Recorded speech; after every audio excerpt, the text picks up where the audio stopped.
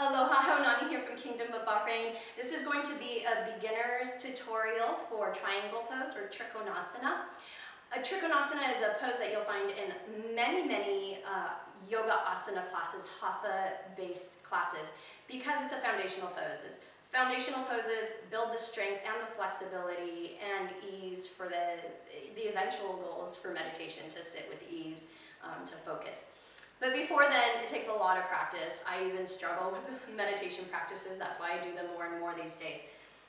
One of the things you might find in class is, especially if you're in a flowy class, Trikonasana and the people around you, it looks like they're a nice wide stance. Their feet are wide. It's easy for them to reach the floor. And here's the thing, I'm guilty of this myself. I did this for probably the first 5 years of my practice. I thought Trikonasana, despite what my teachers were telling me, was nice and wide. And the reason why is mentally I was like, oh, my goal is to be able to touch the floor in the pose.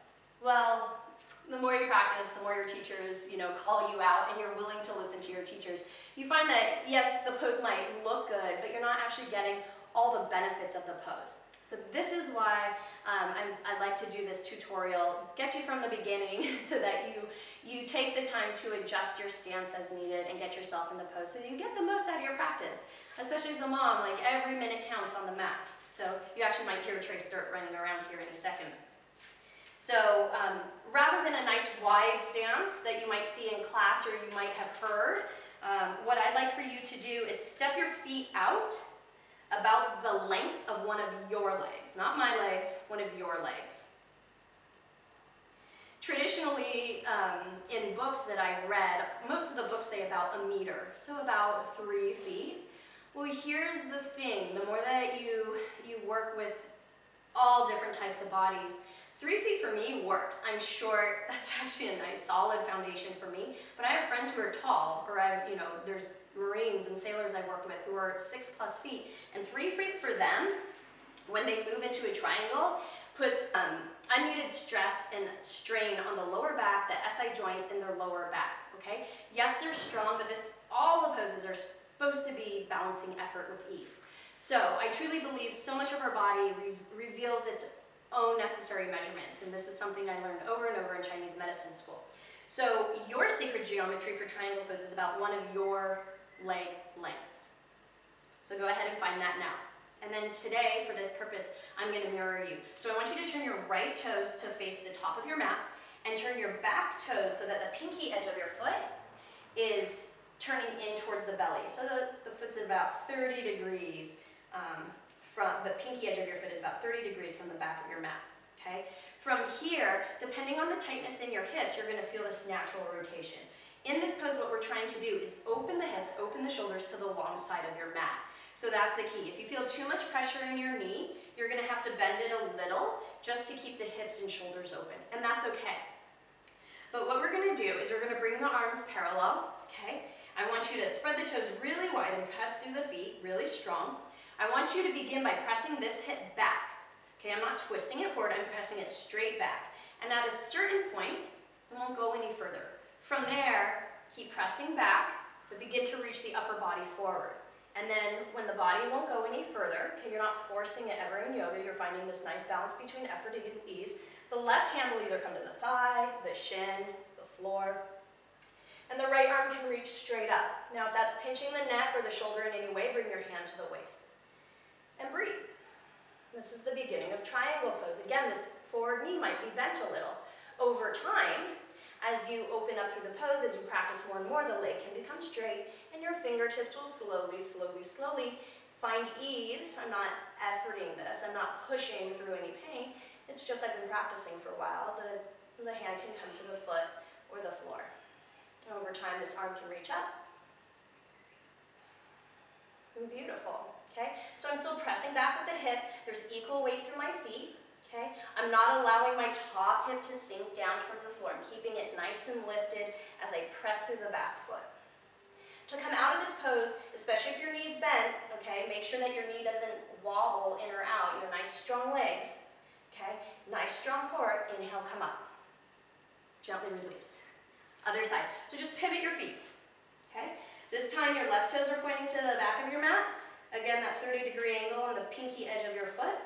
And the alignment, I should have said this on the other side, is You'll hear in classes heel to arch. Well, your arch is pretty long. You're aiming for the back or the ankle side of the arch.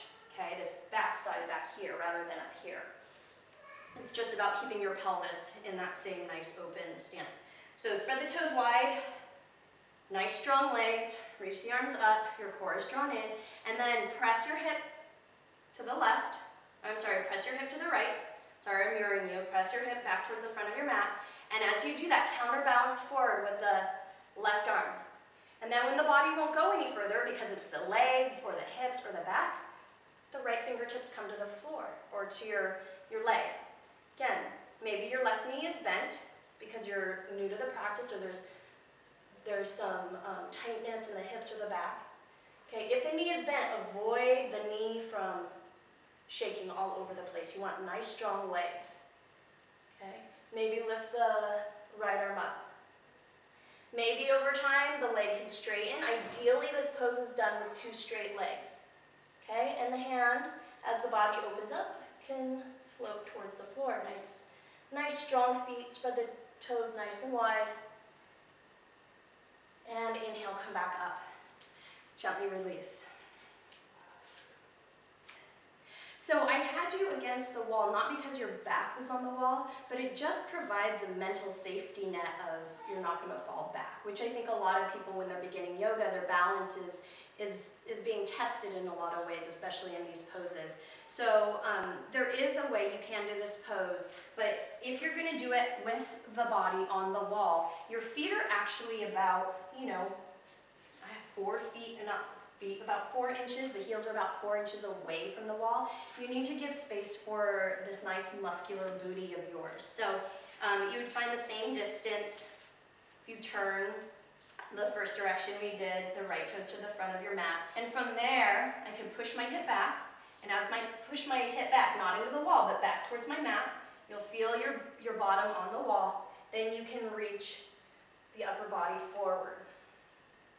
And then you can slowly come up, okay? So it's there just to barely assist you. If you're trying to flatten your whole body on the wall, you're gonna create more mental tension and actually potentially hurt yourself because you're trying too hard to stay on the wall. Or there's a rebound effect. If you accidentally fall into it, it'll push you right back off the wall and you'll fall. So that is a support there.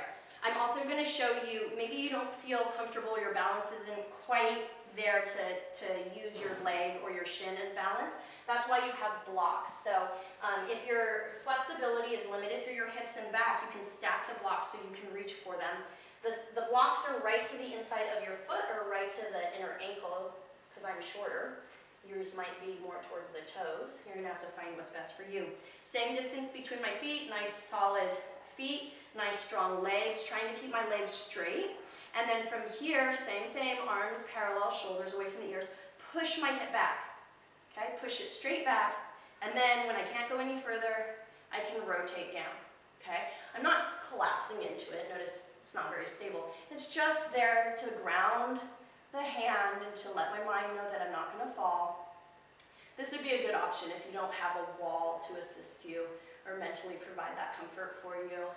And then over time, okay, maybe you can lower the blocks. Maybe you don't need that 2 blocks, maybe you just need 1. And over time, okay, that's a nice assisted way to do triangle as well.